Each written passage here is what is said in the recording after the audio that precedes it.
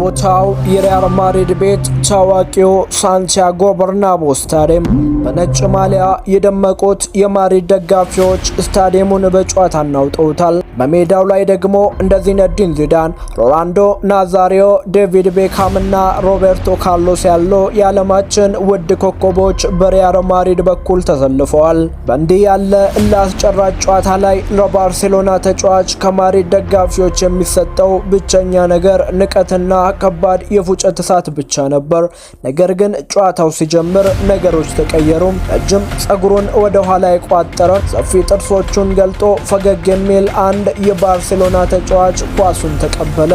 ሜዳ ላይ የነበረው ውጥረት በቅጽበት ወደ አስማት ትርኢት ተቀየረ። በመጀመሪያው የሪያል ማድሪዱን ተከላካይ ሰርጂዮ ራሞስን በቅጽበት ፍጥነት አታሎ አለፈ። በመቀጠልም ሌላኛውን ተከላካይ ኢቫን ኤልጌራን በመሬት ላይ አስነስቶት ኳስን መረብ ላይ ያሳረፋት። ከጥቂት ደቂቃዎች በኋላም በተመሳሳይ ሁኔታ ማድሪዶችን እያታለለ ሁለተኛውን ጎል አስቆጠረም። በዚህን ጊዜ በሜዳ ላይ የነበሩት የሪያል ማድሪድ ተጫዋቾች በንዴትና በድንጋጤ ደንዝዘው ነበር። ግብ ጠባቂው ኢከር ካሲያስ ምን ማድረግ እንዳለበት ግራ ገብቶት በትከሻው በመደነቅ በመሬት ፈገግ አለ። ተከላካዮች ደግሞ አንገታቸውን ደፍተው ቀሩ። ነገር ግን በዚያ ሰዓት በስታዲየም ውስጥ የነበረው የማድሪድ ደጋፊዎች ፉጨት በአንድ ጊዜ ጸጥ አለ። በመቀጠልም እውነተኛ እግር ኳስን የሚወዱም የማድሪድ ደጋፊዎች ከተቀናቃኝነት ስሜት በላይ ለጥበቡ እጅ ሰጡ። ከመቀመጫቸው በአንድነት ተነስተው ለዚህ የባርሴሎና ተጫዋች በታላቅ አክብሮት በቆሙበት አጨበጨቡለት። ያ አስማተኛ እግር ኳስን በንጹህ ፈገግታው የገዛው ሮናልዲኖ ጎቾ ነበር። ለመሆኑ ጠላቶቹን ሳይቀር በስፖርታዊ ጨዋነት ያስገበረው የፈገግተኛ ልጅ ወደ አውሮፓ ጥበብ ማማ ላይ ከመምጣቱ በፊት በብራዚል የባህር ዳርቻዎች ላይ ያሳለፈው እውነተኛ ታሪክ ምን ይመስል ነበር? አብራችሁን እስከ መጨረሻው ከቆያችሁ ታሪኩ ይቀጥላል። አብራችሁን ቆዩ።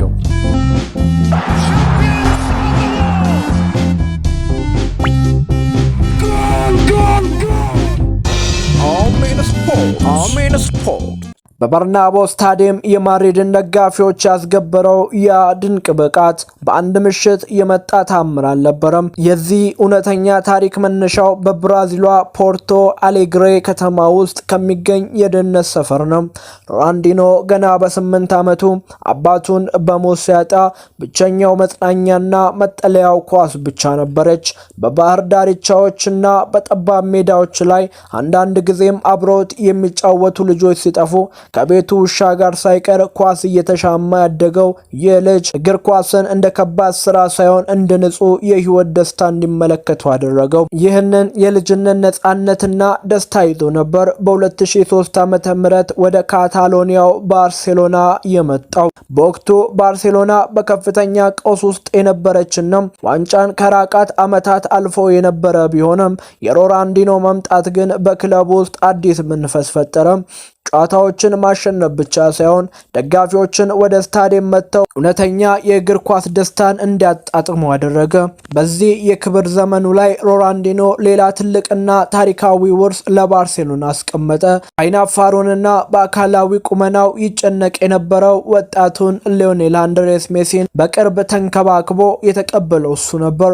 በወቅቱ በዓለም ላይ ካሉ ታላላቅ ተጫዋቾች አንዱ የነበረው ሮናልዲኖ ለሜሲ ልዩ ትኩረት በመስጠትና በልምምድ ሜዳ ላይ በማበረታታት እውነተኛ ወንድሙ ነው። ሜሲ በባርሴሎና የመጀመሪያውን ጎል ሲያስቆጥር ሮናልዲኖ በደስታ ሮጦ በመሄድ ሜሲን በጀርባው አዝሎ አከበረው። ሜሲ ከዓመታት በኋላ ስለዚህ ዘመን ሲያስታውስ እንዲህ ብሏል። ወደ ባርሴሎና ዋና ቡድን ስገባ ግና የ16 ዓመት ልጅ ነበርኩ። ወደ መልበሻ ክፍል መግባት በጣም ያስፈራ ነበር።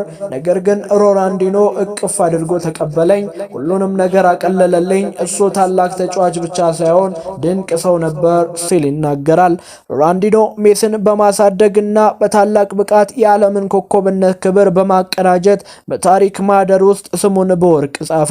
ሆኖም ግን የአስደናቂ ብርሃን በፍጥነት መጥለቅ የሚጀምርበት ሌላኛው የእውነተኛ ህይወቱ ምዕራፍ እየተቃረበ ነበረ። ሮናልዲኖ እግር ኳስን እንደ ከባድ ስራ ሳይሆን እንደ መዝናኛ ይመለከተው እንደነበር ሁሉ ህይወትንም ሙሉ በሙሉ በደስታ መምራት ምርጫው ነበረ። የምርጫው ግን ስፖርት ዘመኑን እጅግ አጭር አድርጎታል። ሮናልዲኖ በባርሴሎና ከፍተኛ ዝናና ብልጽግና ከተቀናጀ በኋላ የስልጠና ዲሲፕሊን ማላለት ጀመረ። ከሜዳ ውጪ ያለው የሌሊት ህይወትና የምሽት ክለቦች ጭፈራ ፍቅሩ ከቀን ወደ ቀን እየጨመረ መጣ። በወቅቱ የነበረው አዲሱ የባርሴሎና አሰልጣኝ ፔፕ ጋርዲዮላ የሮናልዲኖ የተግባርና የስልጠና ልልነት በወጣቱ ሊዮኔል ሜሲ ላይ መጥፎ ተጽዕኖ እንዳያሳድር በመስጋት እሱን ለመሸጥ ወሰነ። በዚህ ምክንያት በ2008 ዓ.ም ባርሴሎናን ለቆ ወደ ኤሲ ሚላን አመራ።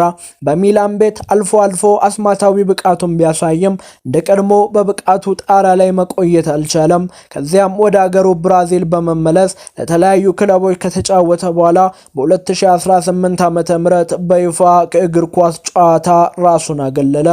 ከእግር ኳስ ህይወቱ በኋላ ግን ህይወቱ ይበልጥ ፈታኝ ሆነ። በግብር ዕዳና በተለያዩ የገንዘብ ቀውሶች ውስጥ ያለፈው ሮናልዲኖ እንደ ኤሮፓያን አቆጣጠር በ2020 በፓራጓይ ሀገር በሐሰተኛ ፓስፖርት ለመግባት በመሞከር ምክንያት ከወንድሙ ጋር በመሆን በቁጥጥር ስር ውሎ ታሰረ። የዓለም ኮከብ የነበረ ሰው ለ5 ወራት ያህል በእስር ቤት ውስጥ እንዲያሳልፍ ተገደደ። የሚያስገርመው ግን በእስር ቤት በነበረ ጊዜም እንኳን ከእስረኞች ጋር የኳስ ውድድር በማድረግና ዋንጫ በመምላት ያንን ዝነኛ ፈገግታውን አላጣም ነበር። ዛሬ እግር ኳስ እጅግ ታክቲካዊ፣ አካላዊ ብቃትና ከባድ ሩጫን ብቻ የሚጠይቅ ስፖርት ሆኗል። ለዚህም ነው እንደ ሮናልዲኖ አይነት የጨዋታ ውበትና ንጹህ ደስታ የሚሰጡ ተጫዋቾች የጠፉት። ሮናልዲኖ በኳስ ታሪክ ውስጥ ብዙ ዓመታትን በብቃት ጣሪያ ላይ አልቆየም። ነገር ግን በነበሩት ጥቂት ዓመታት ውስጥ የእግር ኳስ ደጋፊዎችን ብቻ ሳይሆን ተቀናቃኞችን ጭምር በፍቅር ያስገበረ እውነተኛ የጥበብ ንጉስ ነበር። እሱ ሰዎች እግር ኳስን እንዲወዱ ያደረገ የዘመናችን ትልቁ የፈገግታ ምልክት ሆኖ በታሪክ መዝገብ ላይ ይኖራል። ውድ ተመልካቾቻችን ዛሬ በሮናልዲኖ ጎቾ የህይወት ታሪክ ላይ ያቀነቀነው ፕሮግራማችን ይህንን ይመስል ነበረ። ቸር ጊዜ ይሆንላችሁ።